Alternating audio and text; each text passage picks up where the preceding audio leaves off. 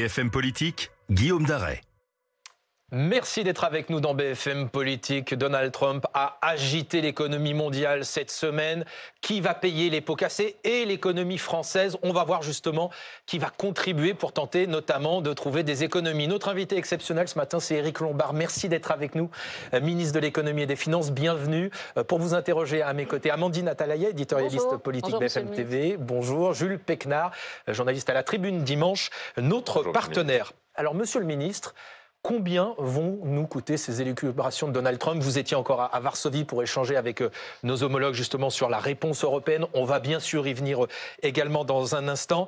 Cette semaine, les Français vont être fixés sur les perspectives que vous allez donner avec le Premier ministre sur le budget notamment de l'an prochain. On va le voir. Est-ce que vous diriez actuellement que nous sommes en état, plus que d'alerte, j'allais dire, est-ce que vous estimez que nous sommes en état d'urgence budgétaire? Bonjour à toutes et tous d'abord, et merci de cette invitation. On est sur la planète dans un état d'urgence dans toutes les dimensions. En réalité, il y a une guerre en Ukraine depuis 3 ans. Il y a l'attitude de la Chine, très agressive au plan économique, et il y a maintenant l'attitude prédatrice des États-Unis, à la fois au plan territorial et au plan commercial. Donc, nous regardons tout ça avec beaucoup de calme parce que c'est notre devoir, mais il faut bien voir que la situation est difficile. Mardi, vous allez réunir un comité d'alerte avec le Premier ministre. Est-ce que ça veut dire que nous sommes en état d'urgence, en France, en état d'urgence budgétaire? Comité d'alerte, ça a du sens? Il y a 2 éléments de réponse. Il y a un état d'urgence, mais qui n'est pas lié en réalité à tout ce que je viens de rappeler, qui est lié à la situation de notre pays, qui est en déficit budgétaire depuis de nombreuses années. Et pourquoi est-ce que nous considérons qu'il y a urgence? Parce que ces déficits accumulés ont produit une dette qui fait plus de 3 000 milliards d'euros. Et nous devons chaque année verser à nos créanciers, aux personnes qui nous prêtent, des sommes croissantes. Donc on est bien en état d'urgence budgétaire. On est bien en état d'urgence budgétaire. C'était l'année dernière plus de 50 milliards d'euros versés à nos créanciers. Cette année, près de 70 milliards d'euros, beaucoup plus que le budget de la défense. Et donc il est impératif de stabiliser la dette. Pour ça, il faut réduire le déficit. Et c'est ce que le Premier ministre dira après échange avec l'ensemble des partenaires, des collectivités locales, des partenaires sociaux, des entreprises. Alors le déficit, monsieur le ministre? Amandine a une question justement là-dessus pour vous. Oui, dans l'ordre d'abord, avec votre prévision de croissance, puisque le déficit est lié, vous avez il y a quelques jours abaissé la prévision de croissance à 0,7%. C'était juste avant que Donald Trump fasse son revirement sur les droits de douane et décrète la pause des 90 jours. Est-ce que vous revoyez cette prévision en conséquence ou est-ce qu'elle reste la même? Alors, je veux d'abord dire que les décisions de Donald Trump, que ce soit les 20% annoncés initialement et les 10% auxquels il est revenu, sont d'abord des décisions qui touchent le peuple américain. Même à 10%, et puis ça s'ajoute aux 25% sur l'acier, l'aluminium, l'automobile, ça veut dire qu'il y a 50 milliards de dollars de plus qui vont être payés par les Américains. L'impact sur l'Europe est un impact indirect, puisque le ralentissement américain qui va découler de ces mesures va se traduire par un tassement de la croissance. En réalité, le 0,7% que nous avons annoncé avec le gouvernement la semaine dernière, que j'ai annoncé, il tient compte de cette décision. Et donc, le 0,7%, il est solide, il est crédible. Et avec ce 0,7%, puisque vous posez la question du budget, nous sommes dans la certitude de tenir ce déficit. Donc votre budgétaire, trajectoire de déficit, voilà, que oui, vous cette trajectoire, avez fixée... elle est absolument essentielle. Nous l'avons décidé évidemment avec le Premier ministre. Elle est, donc votre elle chiffre est tenable. De 5,4% du PIB en 2025 est maintenu. Le 5,4% est maintenu, ça reste notre ancre. Et il est tenable parce qu'avec la ministre des Comptes publics, Amélie de Montchalin, nous avons aussi décidé la semaine dernière, après accord du Premier ministre, de diminuer de 5 milliards d'euros les dépenses. On avait une enveloppe de sécurité, une réserve ça pourrait être plus que nous 5 avons milliards. annulée. On pourrait finalement... C'est possible. En fait, pour tenir le déficit, il faut tenir la dépense publique. Et d'ailleurs, ça va être la règle dans les années qui viennent. La dépense publique, les collectivités locales, la sécurité sociale, l'État, doivent légèrement baisser en volume chaque année si on veut réduire le déficit. Et Monsieur le Ministre, on va rentrer d'ailleurs dans le détail. Cette année, si on voit qu'il y a une évolution dans tel ou tel secteur qui n'est pas tenu, nous ferons les ajustements qu'il faut pour tenir cet objectif de déficit. Des ajustements, ça veut dire potentiellement plus d'économies. Ça peut être plus d'économies parce que de toute façon, il est hors de question d'augmenter les impôts. On voit bien qu'on est à un niveau d'impôt dans notre pays qui est élevé. Et donc ça ne peut être que plus d'économies, parce que si vous dites on ne laisse pas filer le déficit et on n'augmente pas les impôts, c'est forcément plus d'économies. C'est exactement cela. Aujourd'hui, le budget qui a été voté nous permet de tenir notre objectif. Donc, je n'annonce aucunement un plan d'économie supplémentaire.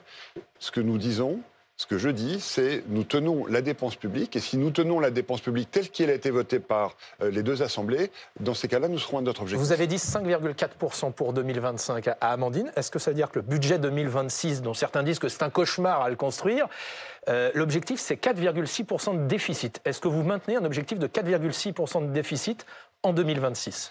Cet objectif est celui de la trajectoire que nous avons présenté à nos concitoyens et à l'Union européenne, qui nous permet d'arriver sous les 3% en 2029. Ce qui est essentiel parce que... Donc vous maintenez le 4,6 pour 2026 ? Oui, je maintiens le 4,6% pour 2026, qui va demander un effort supplémentaire de 40 milliards d'euros. C'est très considérable. Là, vous nous annoncez, c'est 40 milliards d'euros d'économies l'an prochain. Alors, oui, c'est 40 milliards d'économies. D'efforts. Ou... on espère que la croissance reviendra quand on aura géré le sujet avec les États-Unis, on va en parler. Ça peut être aussi une augmentation des recettes liées à la croissance, parce que la croissance, elle produit aussi des recettes supplémentaires. Mais pour qu'on ait bien en tête, 2026, budget 2026, 40 milliards d'efforts à faire. Oui. Et vous avez un espoir que la croissance soit en hausse plutôt qu'en baisse ? En 2026, oui, parce que nous aurons une visibilité plus grande sur le budget et une visibilité beaucoup plus grande sur la situation américaine. On pourra y revenir. Mais c'est pourquoi nous avons une méthode radicalement nouvelle avec le Premier ministre, qui est de construire ce budget 2026 dès mardi. Et c'est pour ça que nous réunissons en fait l'ensemble de nos partenaires. C'est qu'on va commencer par poser les bases, nous permettant de façon beaucoup plus collégiale que ce qu'on fait d'habitude, de cet effort que nous demandons à la nation. Juste pour dire les choses clairement, vous parlez de 40 milliards d'euros d'économies supplémentaires. Là, en gros, ce qui est en train de se préparer, ça ressemble un peu à une cure d'austérité pour les Français. On peut le dire d'ailleurs. Est-ce que c'est un mot tabou aujourd'hui ? Ça n'est pas le bon mot, parce que la réalité, c'est que nous dépensons en dépenses publiques 57% de la richesse nationale. C'est pas l'austérité. Nos dépenses publiques sont de 10% du PIB, supérieures à la moyenne européenne. Donc, en réalité, nous dépensons beaucoup, et ce que nous pensons, c'est qu'on peut dépenser mieux, parce que naturellement, il ne faut pas dégrader le modèle social auquel tout le monde est attaché. On peut dépenser moins aussi. Parce que vous n'êtes pas le Premier ministre des Finances à expliquer que nous avons 57%... C'est ce que nous allons faire. Nous allons dépenser moins et dépenser mieux. Le Premier ministre a lancé une revue des politiques publiques. Il y a des politiques publiques qui ont été lancées, par exemple, au moment du Covid, sur lesquelles il faut s'interroger sur le fait s'il faut les maintenir. Il y a des politiques publiques qui, peut-être, sont coûteuses par rapport à leur objet. Tout ça, et ne me demandez pas lesquelles, parce qu'on est en train précisément d'y travailler. Mais nous pensons qu'avec 57% du PIB en dépenses publiques, on peut tout à fait, à la fois réduire les dépenses et maintenir la qualité des prestations. Alors, très concrètement, Monsieur le Ministre, 40 milliards d'efforts dans le budget 2026. Est-ce qu'on sait quelle sera la répartition entre des économies ou des impôts et un effort fiscal? Est-ce que vous connaissez la répartition? Ça va être essentiellement des économies, parce que, encore une fois, nous avons pris l'engagement de ne pas augmenter les impôts des classes moyennes et de ne pas augmenter les impôts des entreprises. On peut, en revanche... Sur les 40 milliards, combien d'économies? Alors, on est au mois d'avril, sauf erreur de ma part, on parle du budget 2026. L'idée. Donc, il est trop tôt pour donner ce détail. Je vous donne déjà un chiffre que je pense qu'on n'a jamais donné aussitôt en préparation du budget. 40 milliards d'économies en 2026. L'essentiel, ce sera des économies. Et après, la répartition, les recettes liées à l'augmentation des revenus grâce à la croissance que nous espérons, encore une fois, voir revenir. Alors, je vous propose qu'on prenne des chiffres, on le disait, très concrets, parce que là, on parle de chiffres, mais c'est des conséquences dans la vie quotidienne, le budget, justement, pour nos compatriotes. Vous dites qu'il n'y aura pas d'augmentation d'impôts pour les foyers les plus modestes. Il y a quelque chose qui concerne tous les foyers français, c'est ce qu'on appelle le crédit d'impôt pour les particuliers. C'est-à-dire, si vous employez, par exemple, une nounou à domicile, un jardinier, une femme de ménage, eh bien, on peut bénéficier d'un crédit d'impôt de 50% à hauteur de 12 000, voire 15 000 euros. C'est le plafond chaque année. Très concrètement, la Cour des comptes s'inquiétait en 2024 du manque de ciblage. Cette année, on voit qu'il y a des précisions qui sont demandées quand on remplit sa déclaration d'impôt. Est-ce que ce crédit d'impôt-là, vous allez y toucher? Est-ce que vous allez l'abaisser? On commence mardi avec le Premier ministre une concertation sur l'ensemble des sujets. Et on va demander aux partenaires quels sont les sujets sur lesquels ils pensent qu'on peut avoir plus de solidarité parce que c'est nécessaire, ou éventuellement une répartition plus ciblée. On n'est pas du tout dans la situation aujourd'hui de répondre à ces sujets.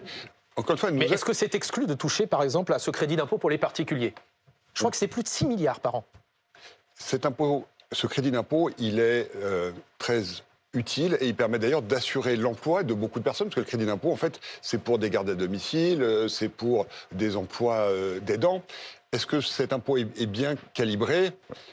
Il appartiendra au débat avec les partenaires de regarder ça. Il est peut-être utile, mais est-ce qu'il est bien ciblé? Je précise ma question. Est-ce que, par exemple, il ne faudrait pas conditionner le bénéfice, de pouvoir bénéficier de ce crédit d'impôt au niveau des revenus? Très concrètement, est-ce que c'est à tous les ménages français de contribuer, de subventionner la femme de ménage de M. Bernard Arnault ou de M. Pouyanné? Ça fait partie des idées qui sont sur la table. Et dont nous allons débattre avec les uns et les autres. Conditionner ce crédit d'impôt, je vous arrête juste une seconde, conditionner ce crédit d'impôt pour les particuliers en fonction du revenu, vous dites pourquoi pas? Je dirais pourquoi pas à toute idée que vous allez proposer. Donc, ah bon mais parce que, il y a des choses qui sont peut-être exclues quand même. Vous dites les impôts, une hausse d'impôt, c'est exclu. Une hausse d'impôt sur les entreprises, une hausse des charges, une hausse d'impôt sur les classes moyennes, ça nous ne le souhaitons pas. Non, mais vous dites sur les classes moyennes et sur les entreprises, mais vous ne dites pas sur les plus aisés.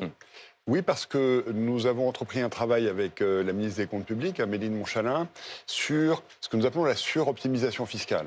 On sait que certaines personnes ayant des patrimoines importants ou des revenus importants utilisent des règles qui sont des règles légales et qui font, et d'ailleurs ça a été rendu public la semaine dernière, que leur niveau d'imposition est inférieur à celui de la moyenne des Français.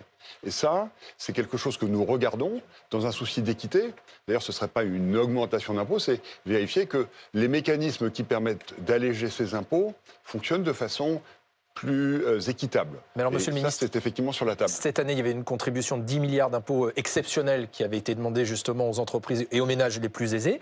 Quand on vous entend, est-ce que franchement, on peut s'en passer l'année prochaine dans ce contexte? Ou est-ce que vous vous dites, oui, il faut le ou la reconduire? Alors, il y avait deux éléments. Il y avait 8 milliards sur les grandes entreprises. Nous avons décidé, et j'ai confirmé que cet impôt exceptionnel sur les grandes entreprises ne serait pas reconduit. Donc ça fait 8 milliards de moins. Ça fait 8 milliards de moins, on en est bien conscient. Voilà. Et en revanche, les 2 milliards d'impôts de contribution, je crois, sur les hauts revenus qui avaient été proposés par le gouvernement de Michel Barnier, nous souhaitons y travailler, soit maintenir cette contribution, soit l'améliorer dans un souci, encore une fois, de lutter... C'est-à-dire la maintenir pour une année de plus, ce serait finalement 2 ans au lieu d'1 an pour les plus aisés. Je souhaite que cette contribution soit pérenne, comme une contribution pérenne des personnes ayant des hauts revenus ou des hauts patrimoines ou les deux. C'est un gros changement, parce qu'au départ, vous leur aviez promis 1 an seulement. Finalement, si c'est pérenne, c'est définitivement, alors, et ça change quand même la donne. Ce gouvernement n'avait pas fait cette promesse. Non, c'était le précédent. Voilà. Et donc, nous avons à la fois une question de ressources financières, et donc 2 milliards, c'est important, et aussi une question d'équité. C'est-à-dire que nous demandons beaucoup d'efforts à toutes et à tous dans cette période difficile. Et la baisse des dépenses publiques, elle va demander aussi un effort, notamment de tous les fonctionnaires des 3 fonctions publiques. Et donc, ce signal de solidarité me semble nécessaire. Monsieur le ministre, on ne va pas se mentir, c'est le retour de l'ISF que vous nous annoncez. Pas du tout. Et je vous remercie de me permettre de clarifier cela. Franchement, cette contribution... Il est hors de question de toucher à l'outil de travail et je dirais même de toucher à l'investissement dans les entreprises. Si des investisseurs investissent dans des start-up, d'ailleurs, mais faire contribuer de façon permanente les plus hauts revenus français, c'est un retour de l'impôt sur la fortune. L'impôt sur la fortune, il porte non pas sur les revenus, mais sur le patrimoine. Là, on est sur un impôt basé sur le revenu, donc c'est quand même très différent. Et il est hors de question que l'outil de travail, ou encore une fois, l'investissement productif soit touché. Pas obligé de l'appeler ISF, vous faites autre chose. deux mouvements d'un coup. Ça concerne combien de contribuables, cette contribution qui sera pérennisée? Ça toucherait, on est en train d'y travailler, quelques dizaines de milliers de contribuables. Monsieur le ministre, vous avez évoqué aussi la question des dépenses sociales. C'est une grosse partie des dépenses publiques françaises. Je crois que c'est en 2023 un peu plus de 31% du PIB. Est-ce que justement pour des économies, pour faire ces économies, est-ce que vous estimez qu'il faut toucher à ces dépenses sociales? J'ai indiqué tout à l'heure que les trois classes de dépenses publiques, l'État, les collectivités locales et la sécurité sociale, seraient touchées de façon homogène. Sur la sécurité sociale, on a aussi des questions de méthode qui rejoignent les questions financières. Vous savez qu'une réunion qu'on appelle conclave a été lancée par le gouvernement, par le Premier ministre, pour travailler sur la réforme des retraites et garantir le retour à l'équilibre du système de retraite. On va y venir, mais juste pour finir sur les dépenses oui, sociales... mais c'est un gros morceau des dépenses sociales, on y les vient retraites. juste après. Mais d'abord sur le prix des médicaments. Là aussi, c'était le gouvernement précédent. Michel Barnier voulait une baisse, un déremboursement de 5%, ce qui avait mis le feu à la classe politique. C'était une ligne rouge pour Marine Le Pen, pour le Parti socialiste. Est-ce que vous reprenez cette idée à votre compte ou pas? C'est exactement comme le crédit d'impôt, et je suis désolé, je vais vous faire la même réponse. Dans le dialogue avec les partenaires sociaux, si cette idée est proposée et si elle fait un consensus, nous la proposerons au Parlement, d'ailleurs, qui à la fin vote les lois, mais ce n'est pas au gouvernement, en début de concertation, de dire nous allons faire ci, ci et ça. Non, mais en tout cas, ça n'est pas exclu, ça n'est pas un niet, on n'y touche pas. Rien n'est exclu pour autant que ça fasse l'objet d'un accord avec les partenaires concernés. Alors, Monsieur le Ministre, vous évoquiez justement, on disait les plus aisés, vous évoquiez il y a un instant la question des retraités également. On sait que ce conclave se poursuit. Est-ce que vous êtes toujours favorable et est-ce que vous proposez de taxer davantage les retraités les plus aisés pour cette question de solidarité? Est-ce que ce sera dans le budget 2026? Je n'ai jamais fait de telles propositions et c'est au cœur des sujets sur lesquels la première chose à faire, c'est d'écouter les partenaires sociaux, d'écouter d'ailleurs les Françaises et les Français, d'écouter les élus, parce que cette concertation mardi, elle va aussi concerner les élus des deux assemblées, notamment ceux qui sont spécialisés sur le budget, et on verra ce qu'ils proposent. Parce que là, on touche au cœur du pacte social, on touche à la répartition des revenus. Vous aviez dit que vous n'étiez pas opposé au principe, je crois. J'avais fait observer, ce qui est un fait, c'est que le niveau de vie des retraités est plus élevé que le niveau de vie des salariés et des fonctionnaires. Jules Pécnard. Petit détail, par exemple les 10% d'abattement... Ce qui n'est pas un détail. Non, c'est pas un détail, c'est vrai. Mais par exemple les 10% d'abattement dont bénéficient les retraités depuis les années 70, je crois, 1978, on parle souvent chaque année de mettre fin à ces 10% d'abattement. Est-ce que c'est une piste que... Je crois qu'il faut absolument que je vous invite à la Rien n'est exclu, c'est ça. Mardi. On ouvre un dialogue. Et je pense que le gouvernement ne doit pas parler quelques limites. On a déjà quand même fixé des limites très importantes. J'ai indiqué 40 milliards d'euros, j'ai indiqué poursuite de la redressement des comptes publics. Non, mais vous pourriez, Monsieur le Ministre, vous pourriez exclure des choses. Vous pourriez ce matin nous dire le déremboursement des médicaments, des consultations médicales, les 10%, tout ça, non, c'est exclu. Ce matin, ce qu'on entend, c'est tout est possible. D'autant que certains de vos ministres tout est possible pour autant que ça fasse l'objet d'un consensus d'abord social, et ensuite d'un consensus avec les parlementaires, encore une fois, qui doivent voter le texte. Question sur les retraites et plus précisément sur ce conclave d'Amandine. Oui, puisque le conclave se poursuit aujourd'hui. François Bayrou avait été assez ferme à un moment donné, disant qu'il n'était pas possible de revenir aux 62 ans. Vous l'aviez un peu sauvé de cette difficulté en disant que ce n'était pas aussi clair que ça et que sur les questions d'âge, la liberté des partenaires sociaux était totale et que ce qu'ils décideraient aurait beaucoup d'autorité politique. Vous maintenez cette position ou vous avez évolué et vous dites les 62 ans, c'est non? Le Premier ministre n'a pas du tout besoin de moi pour s'exprimer, évidemment. Tout ce qui sortira d'un accord des partenaires sociaux, et je le redis, aura une force considérable. Et la contrainte que nous leur avons fixée, c'est de rééquilibrer les régimes, parce que ça, c'est indispensable. Encore une fois, il faut qu'on réduise l'ensemble de nos déficits. Et pardon de vous décevoir, mais je ne fixe pas de ligne sur les mesures d'âge, sur les mesures de pénibilité, sur les mesures de durée de cotisation. Est-ce que ce n'est pas contradictoire avec tout ce que vous venez de nous expliquer sur les efforts nécessaires aujourd'hui? Oui, mais c'est à eux, c'est aux partenaires sociaux de fixer les efforts. Ce qui reste dans ce conclave. Oui, mais dont la légitimité est forte. Et il y a le principal représentant des entreprises qui est le MEDEF et d'autres syndicats qui sont présents. CPME, par exemple, et il y a le premier syndicat de salariés qui est la CFDT et d'autres syndicats. Mais revenir à 64 ans, c'est responsable? On vous interroge, non pas en tant que citoyen, mais ministre responsable des finances publiques. Est-ce que renoncer aux 64 ans, c'est responsable? Je les laisse travailler. Il y a plusieurs solutions possibles. La Cour des comptes les a d'ailleurs éclairées. Et je pense que la solution qui sortira du conclave aura une force politique considérable. Et ensuite, d'ailleurs, elle devra être validée par le Parlement. Donc vous dites, je me permets de vous arrêter, revenir sur les 64 ans, ce n'est pas impossible. Je ne dis rien sur le sujet. Tout est possible là aussi. Tout est possible qui permette de redresser les comptes.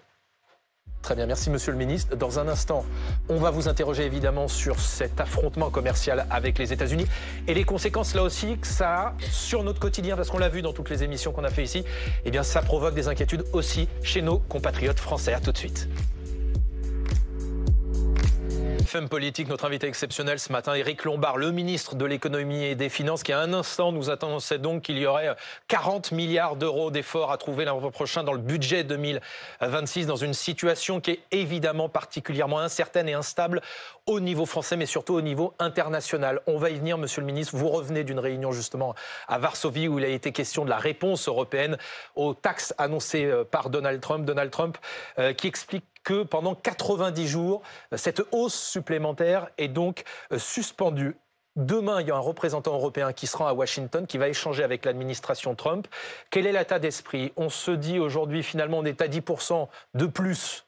Les 10%, on les accepte ou hors de question et le bras de fer est engagé? 10%, c'est beaucoup trop. C'est énorme. C'est 50 milliards de droits de douane pour les Américains et il s'ajoute à 25% sur l'aluminium, l'acier et l'automobile. 25% sur l'automobile. Donc la situation, et c'est là où Donald Trump est un bon négociateur, puisque les 20% ont été considérés comme quelque chose d'impossible, et maintenant qu'il y a une suspension et que c'est ramené à 10, on a l'impression qu'on est tiré d'affaire. Pas du tout. L'objectif, c'est combien? 0? L'objectif, c'est de revenir au libre-échange, et donc si on peut avoir 0 de chaque côté de l'Atlantique, ce serait évidemment ce qu'il y aurait de mieux pour les habitants des deux continents, des États-Unis et de l'Union européenne. Ça passe par quoi en termes de riposte? Est-ce que vous la souhaitez ferme d'une part, et est-ce qu'il faut aller jusqu'à brandir une menace comme par exemple des taxes sur le numérique? Alors nous faisons les deux. C'est-à-dire que nous préparons un paquet de mesures avec l'Union européenne, avec la Commission, qui vont porter à la fois sur des droits de douane, mais contrairement aux États-Unis, nous n'allons pas taxer l'ensemble des importations qui viennent des États-Unis. Nous allons choisir nos cibles, de façon à choisir des cibles qui soit ne mettent pas en difficulté les consommateurs européens, soit qui ne mettent pas en difficulté telle ou telle filière. Donc nous allons être plus sélectif, parce qu'encore une fois, une droite de douane, c'est un impôt nouveau, et donc on veut que ce soit calibré. Et on va monter au même niveau? On va monter à 10% aussi, en riposte? Ça n'est pas décidé. Et ça portera de toute façon sur un montant très important. Il y a 280 milliards d'euros d'importation. On ne va pas frapper 280 milliards d'euros, mais on va toucher un Quelle échelle on sait à peu près substantiel. C'est en discussion, ce sera très substantiel, voilà. Ce sera, plus de la moitié? Le dosage fait partie de la discussion qui est très tactique que nous aurons avec nos collègues. Ça n'est vraiment pas décidé. Déclenché à quelle échéance, rapidement? Alors, je poursuis sur le paquet, puis après on parlera du calendrier. Il y a des mesures non tarifaires que nous pouvons mettre en place. Par exemple? Par exemple, ce qui concerne les services digitaux, sur lesquels les États-Unis sont en excédent massif, 150 milliards d'euros d'excédent. Monsieur le ministre, les services digitaux, ça semble toujours très lointain. Écoutez cela, les Français connaissent très bien. Netflix, demain, est-ce que ça veut dire que le consommateur il va le payer plus cher son abonnement? C'est tout à fait possible. Attendez, un droit de douane, la guerre tarifaire que mène Donald Trump, c'est d'augmenter le prix des biens et services. Donc, par définition, dans la réponse européenne, quel que soit le secteur ciblé, ça augmentera le prix de ces biens et services. Donc, on peut taxer Netflix et demain, ceux qui nous regardent, qui sont abonnés, ils vont payer peut-être 3 € de plus sur leur abonnement. Mais vous n'êtes pas un service digital américain chez BFM, à ma connaissance. Non, je dis si vous êtes abonné. Oui. Encore une fois, n'allons pas dans le détail de mesures sur lesquelles on est en train de réfléchir, mais il y a pas que, il y a ce qu'on appelle les GAFA, sur lesquels il y a différentes mesures qui sont possibles, et sur lesquelles nous réfléchissons au calibrage. La façon dont ça fonctionne, que tout le monde comprenne bien, la Commission européenne va faire des propositions, ils y travaillent. Ensuite, il y aura une concertation à 27 pour déterminer le paquet qui pourrait s'appliquer quelque part en mai. On se donne un peu de temps. Dans l'intervalle. En mai. Mais à la fin des 90 jours ou avant la fin des 90 jours? Ça fait partie du côté tactique de la discussion. Notre priorité, il faut en être bien convaincu, on est très ferme, vous l'entendez bien, mais notre priorité, c'est d'aboutir à un abaissement de ces droits de douane et donc de négocier. La négociation Elle commence un peu plus tôt que prévu, parce qu'on nous avait dit qu'elle commencerait lors des réunions du FMI à Washington. Le 22, elle va commencer dès demain. Et si la réunion s'engage bien, eh bien, tant que la négociation se poursuit, on n'est pas forcément obligé de mettre en place nos contre-mesures. En revanche, si on voit qu'on n'y arrive pas, à ce moment-là, on appliquera des tarifs qui vont frapper les importations venant des États-Unis pour se remettre à un niveau d'égalité et arriver à la fin à un abaissement de ces droits. Et donc après les 90 jours. Ça va se jouer à l'intérieur de ces 90 jours. Donc ça pourrait être avant les 90 jours, les sanctions les sanctions européennes. Alors, le plus tôt sera le mieux pour un accord. Et si on voit qu'à nouveau on se retrouve avec un blocage comme celui qu'on a connu en fait depuis l'arrivée de Donald Trump au pouvoir, dans ces cas-là, on ira effectivement plus Jules Pécnard. Vous disiez, il ne faut pas rentrer dans le détail, en gros, des mesures de rétorsion à appliquer, mais grosso modo, le président du MEDEF explique qu'il y a un risque de déflation, que cela pourrait entraîner donc une récession. Michel-Édouard Leclerc explique qu'il pourrait y avoir un risque d'inflation, une hausse généralisée des prix. Voilà, si on regarde en macro, quel est le risque? On est à nouveau dans le dialogue. J'ai reçu à Bercy, avec les ministres de Bercy la semaine dernière, les filières industrielles.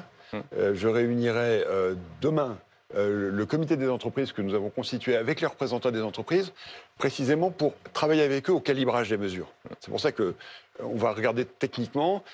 Il peut y avoir même des domaines où ça peut aider l'industrie européenne si on augmente les tarifs sur tel ou tel bien importé qui sera en concurrence avec des biens européens. Et puis il y en a d'autres où ça met en danger une filière. Mais votre lecture, c'est plutôt récession ou plutôt inflation, le risque? Les augmentations de tarifs douaniers, c'est les deux. Ça réduit la croissance et ça augmente l'inflation. C'est les deux. Aux États-Unis, les tarifs annoncés par Donald Trump, d'ailleurs, certains analystes américains disent qu'il y a une chance sur deux que les États-Unis soient en récession dès cette année. Et ça aura évidemment un effet sur l'inflation. Donc, de toute façon, c'est pour ça que c'est une politique... De toute façon, le consommateur français va être perdant aussi. Alors, c'est pour ça que nous donnons le temps de la négociation. Et contrairement au président Trump qui applique ses droits tout de suite et qui sanctionne tout de suite ses consommateurs, nous voulons les protéger autant que faire se peut. Donc, on garde la réponse, la riposte en magasin et on essaie de trouver un accord dans l'intervalle, précisément pour les protéger. Monsieur le ministre, est-ce que vous diriez que c'est la crise financière la plus stupide de l'histoire ? Alors, ce n'est pas encore une crise financière, même si la semaine dernière, et c'est sans doute pour ça que le président Trump a changé d'avis, les marchés financiers étaient très, très secoués. En tout cas, c'est une crise qui est infligée par une décision de la principale puissance économique du monde, ce qui est étrange, on va dire. Vous étiez dans le bureau avec le président Macron, dans le bureau ovale, à quelques centimètres de Donald Trump. Vous le qualifieriez comment, le président américain? Fiable? Dangereux? Comment vous le qualifiez? C'est le président des États-Unis, c'est un pays qui est fondamentalement un pays allié, dont la politique économique contrevient à tout ce que nous avons engagé depuis 80 ans. Mais est-ce qu'il est dangereux économiquement? La politique qu'il conduit nous met en danger, c'est clair. L'avantage, c'est qu'il s'en est rendu compte très vite. Il s'en est rendu compte très vite et j'espère vivement qu'il va s'en rendre compte encore plus parce que ces 10% et les 25%, il faut aussi qu'ils reviennent dessus. Question d'Amandine. Vous parliez des risques pour les consommateurs français et des risques pour les entreprises françaises. Est-ce qu'on est prêt à refaire un quoi qu'il en coûte si besoin pour les entreprises françaises pour aider celles en difficulté? La réponse est non.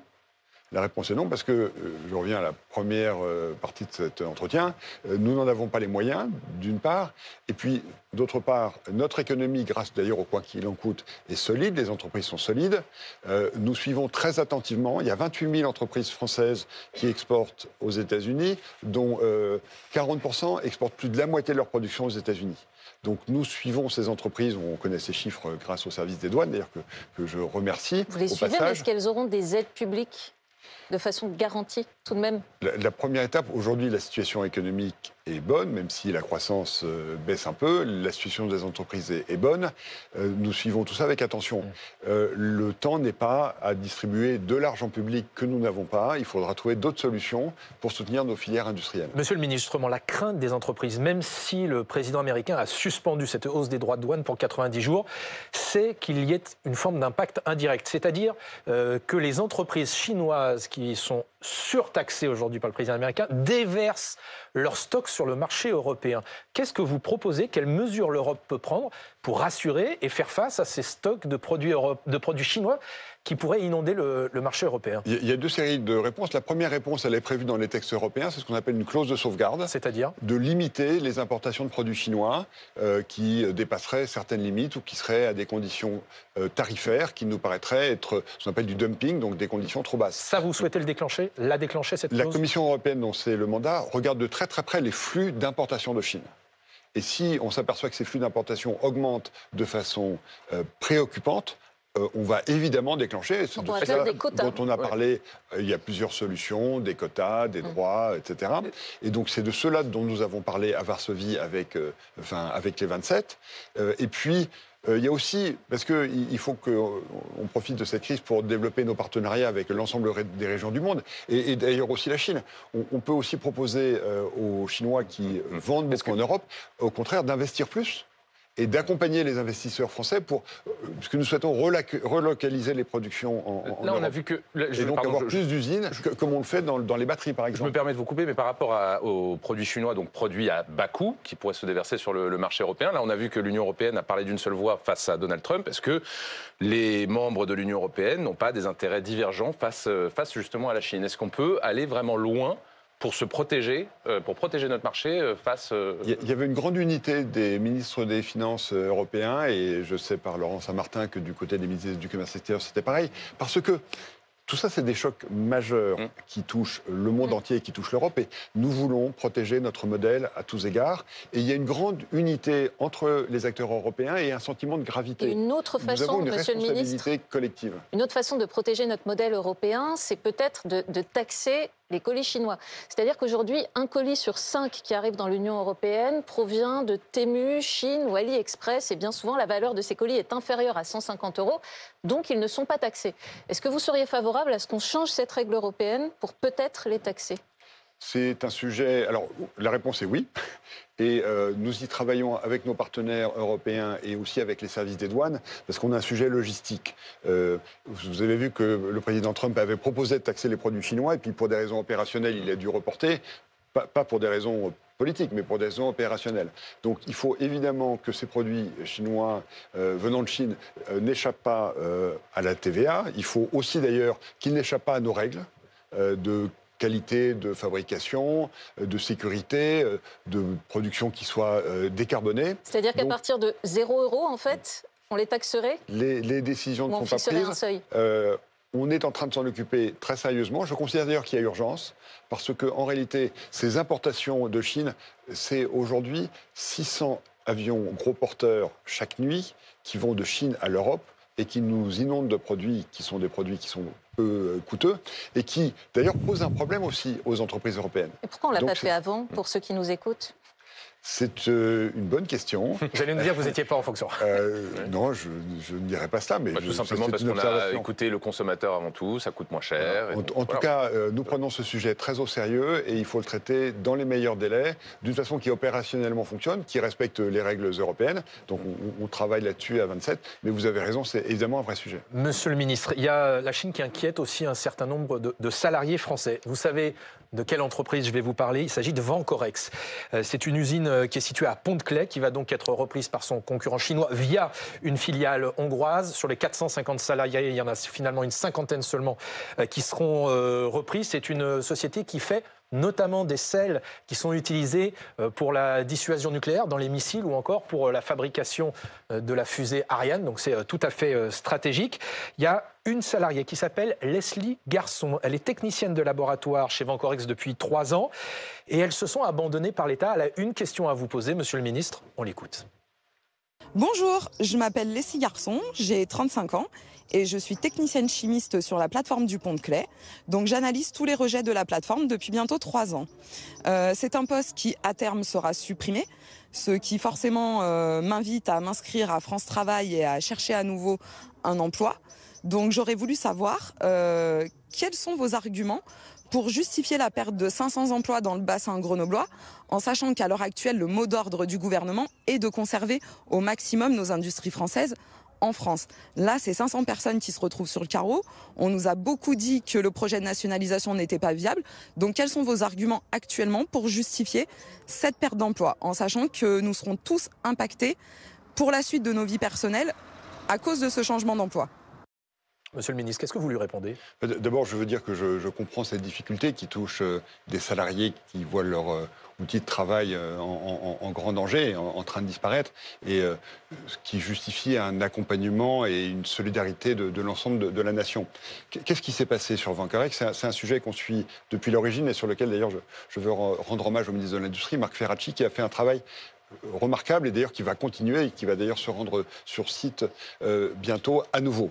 D'accord. C'est une entreprise qui, malgré tous nos efforts, n'a pas trouvé de viabilité économique, même si certaines filières sont essentielles. Effectivement, nous gardons certaines filières avec 54 salariés qui vont continuer à travailler sur le site. C'est les Chinois qui la gardent, la filière, via une filiale hongroise, c'est pas la France. Oui, parce que nous n'avons pas trouvé de solution industrielle avec des entrepreneurs français. Nous avons encore une fois cherché. Il y a eu aussi un projet de coopérative que le tribunal de commerce n'a pas accepté parce que les conditions financières n'étaient pas réunies. Et malheureusement, même si on veut réindustrialiser le pays, ce que nous voulons et ce que nous allons faire de façon active, il y a certaines entreprises qui sont en difficulté parce qu'elles ne se sont pas adaptées. Monsieur le ministre, il y a des élus qui continuent, et même des salariés, de demander une nationalisation, même provisoire. C'est envisageable, c'est possible? Ça n'est pas envisageable, mais je poursuis sur ce que nous faisons. Pour les salariés qui ne sont pas dans les 54 qui sont repris, nous les accompagnons individuellement. Il y a beaucoup de savoir-faire dans cette entreprise. Il y a beaucoup de salariés tous les salariés qui ont des compétences, des talents, que nous accompagnons. La chance dans cette difficulté, c'est que c'est une zone industrielle où il y a beaucoup d'entreprises à côté qui embauchent. Le taux de chômage est légèrement inférieure à la moyenne nationale. Et donc, nous allons veiller à ce que cette dame, Mme Leslie Garçon, qui s'est exprimée, et ses collègues soient accompagnés pour trouver un emploi dans leurs compétences et le plus près possible de l'usine où ils travaillent. Amandine.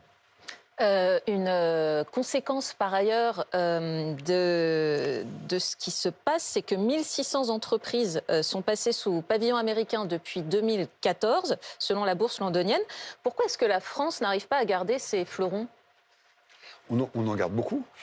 On en garde, on en crée, on en rachète. Vancorex, par exemple, on ne le garde pas.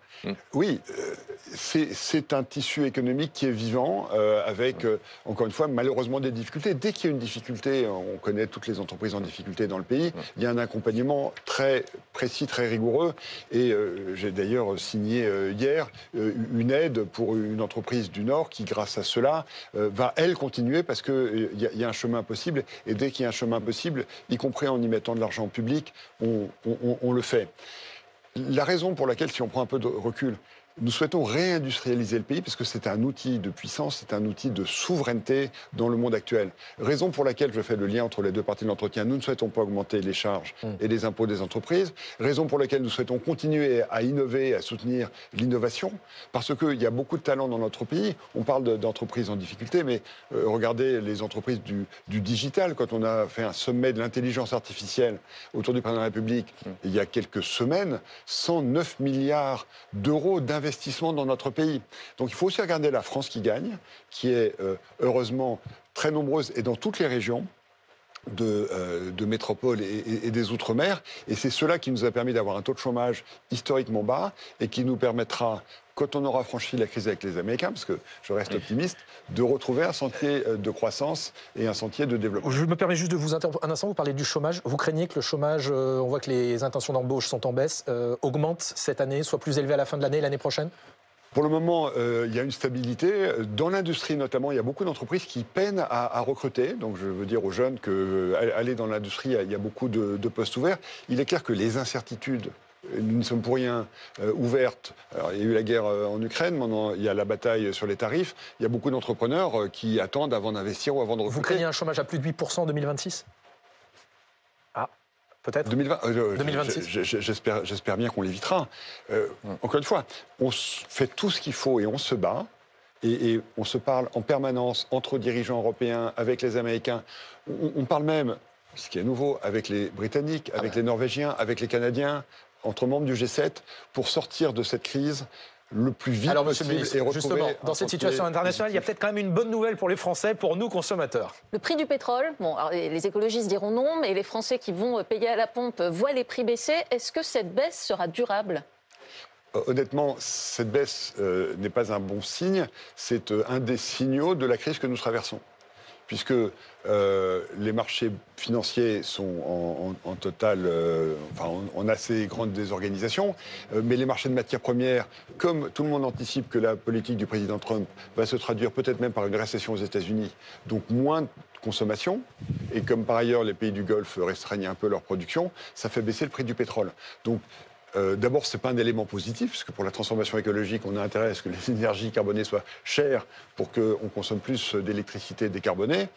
Donc, si l'incertitude se poursuit, la baisse sera pérenne. Nous faisons tout pour que l'incertitude dure le moins longtemps possible. Et donc, les prix remonteraient. Dans ce contexte, Monsieur le Ministre, je disais, on voit qu'effectivement, il y a un certain nombre d'incertitudes au niveau français et surtout au niveau mondial. Vous nous avez annoncé que donc dans le budget 2026, pour tenir l'objectif de déficit, il faudra trouver 40 milliards d'euros d'économies. Dans ce contexte, on voit que déjà certains à gauche appellent à une censure de votre gouvernement. Vous avez des amis socialistes, vous venez de la gauche. Qu'est-ce que vous leur dites ce matin, alors que certains disent on va censurer le gouvernement sur le prochain budget? Ce que nous disons, c'est deux choses. Et c'est pour ça que le Premier ministre, d'ailleurs, réunit ce Conseil sur les finances publiques mardi. D'abord, la période est sérieuse, elle est grave. On n'a toujours pas réussi à obtenir un cessez-le-feu en Ukraine. La situation au Moyen-Orient peut-être s'améliore avec l'Iran, ce qui sera une bonne chose. Nous sommes dans une bataille terrible, en fait, avec la première puissance économique du monde. Donc, une guerre économique. Une guerre économique avec les États-Unis, parce que 10% de hausse des droits de douane, c'est quelque chose qui est très considérable. Et s'il y a censure ? Je pense que cette période doit amener à une réflexion et surtout à la recherche de qu'est-ce qui est l'intérêt du pays. Deuxièmement, la méthode que nous mettons en place est une méthode de dialogue pour écouter tout le monde. Écoutez les socialistes dont vous parlez, mais écoutez tout le monde. Vous avez échangé avec les socialistes, justement. Vous connaissez bien Olivier Faure, le premier secrétaire qui remet justement Nous sommes dans un dialogue qui doit être complètement ouvert dans cette période qui va nous conduire jusqu'au mois de septembre pour construire ensemble un budget. Et il me semble, mais évidemment les partis feront bien ce qu'ils voudront, que tant qu'on est dans cette co-construction, pour trouver le point d'équilibre entre les volontés des uns et des autres, ce serait étrange de nous empêcher d'aller jusqu'au bout de cet exercice. En revanche, effectivement, nous allons présenter un budget au mois de septembre. Et il me semble que le débat qui va être le débat crucial de la période, ça va être est-ce que ce budget, qui va être un budget d'effort, qui va être un budget aussi de préparation à l'avenir, suscitera suffisamment de soutien pour qu'on ait le soutien des groupes qui sont dans la majorité, mais la non-censure du plus grand nombre. Mais d'ailleurs, la non-censure du plus grand nombre possible de partis. Et d'ailleurs, est-ce que je vais vous dire, moi j'espère même des votes positifs, parce que ce que nous faisons, c'est vraiment la recherche d'un consensus d'intérêt national dans une période. Donc, il n'y a aucune raison que d'autres partis que ceux du socle qui nous soutient soient dans une vision positive. Merci beaucoup, Monsieur le Ministre. D'ailleurs, vous serez toujours là à l'automne pour le défendre, ce budget ? Mais on y travaille, mais nous sommes dans la main du Parlement de la République. Et ben voilà, et c'est le Parlement qui décide. Merci beaucoup pour cet entretien exceptionnel. Merci Amandine, merci Jules d'avoir été avec nous. Vous restez bien sûr sur BFM TV. Tout de suite, c'est Affaires suivantes avec Pauline Rovna et Dominique Rizet. À tout de suite.